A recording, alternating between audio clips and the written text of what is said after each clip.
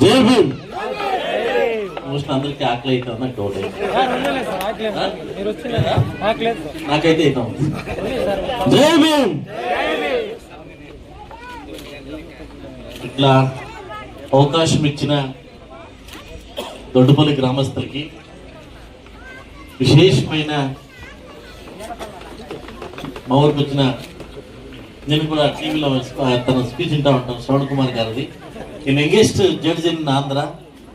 నేను డిబేట్ చాలా వింటా ఉంటాను, డిబేట్ చాలా వింటా ఉంటాను, చాలా చూస్తున్నాను. నా వేదిక పైన అందరు పెద్దలకు పేరు చెప్తే చాలా లేట్ అవుతుంది. పెద్దలకు, పెద్దపల్లి గ్రామస్తులకు, రామసూర్ మండల మొత్తం నా స్నేహితులకు, అక్కచెల్లకు, అమ్మచెల్లెలకు, అంబేద్కర్ 14వ తారీఖు ఏప్రిల్ వస్తే మాత్రము అంబేద్కర్ జయంతి కాదు, నేను చెప్పుకోవాలా లేదా నాకు తెలుసుకోలేదు. అయినా కూడా దొడ్డుపల్లి గ్రామస్తులు వచ్చి నాకు పిలిచినప్పుడు నాకు ఒక డౌట్ అయింది, నేను పోవాలన్నా వద్దా నాకు డౌట్ అయింది. ఇప్పుడు నాకు బిజీ ఉండేది. గ్రామస్తులకు కూడా, రామస్వామి మండలికి కూడా నాకు ఈ అవకాశం ఇచ్చిన దానికి, నన్ను పిలిపించి ఈ అవకాశం ఇచ్చిన దానికి, ఫస్ట్ ఆఫ్ ఆల్ మీకు లేట్గా వచ్చిన దానికి నేను క్షమాపణ అడుగుతాను. ఎందుకంటే నాకు రథోత్సవం ఉంది ఈరోజు. సో అందువల్ల మీకు ఏమేమి కష్టం ఉన్నా కూడా పక్కన నేను ఎమ్మెల్యేగా ఉండా, చాలా మంది వస్తూ ఉంటారు. మీకు ఏమే కష్టం ఉన్నా కూడా దయచేసి నా దగ్గర రాండా, నా చేతి మన హెల్ప్ నేను చేస్తాను. ఎందుకంటే నేను శ్రవణ్ కుమార్ స్పీచ్ నేను కూడా ఐఎమ్ వెయిటింగ్. సో తన స్పీచ్ కూడా నేను ఆయన 2-3 స్పీచ్ నేను చూస్తా అంటే బూమ్స్ వేస్తాను స్పీచ్లో. సో నేను కూడా వెయిటింగ్.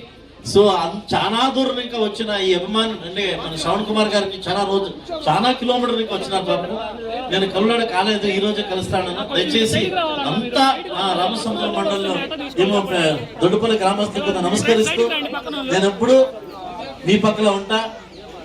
నెక్స్ట్ నేను మాట ఇస్తా ఉంటా, ఇక్కడే ముడబాగల్లో ఉంటా, ముడబాగల్లో గెలుస్తా, మినిస్టర్గా వస్తా, మీకు ఏమైనా హెల్ప్ చేస్తానని చెప్పుకుంటూ ఈ అవకాశం ఇచ్చిందని మీకు అందరికీ నా జత వచ్చిన మన లీడర్ మన జగదీష్ ఇప్పుడు రావాలా ఇక్కడ చాలా అర్థం చేసినాడు. ఇక నా లీడర్ చెప్తాడు కదా, మన దొడ్డుపల్లి గ్రామం చెప్పాను కూడా వచ్చిన. ఈరోజు నాకు రథోత్సవం ఉండింది. ఈరోజు ఈ రథోత్సవంకి రథం నేనే అది పూజ చేయాలన్నమాట, అందుకొంచెం లేట్ అయింది. దయచేసి మన్నించడానికి అవకాశం ఇచ్చిన దానికి ప్రతి ఒక్కరికి నమస్కరిస్తూ మాటలు ముగిస్తాను. జై భీమ్.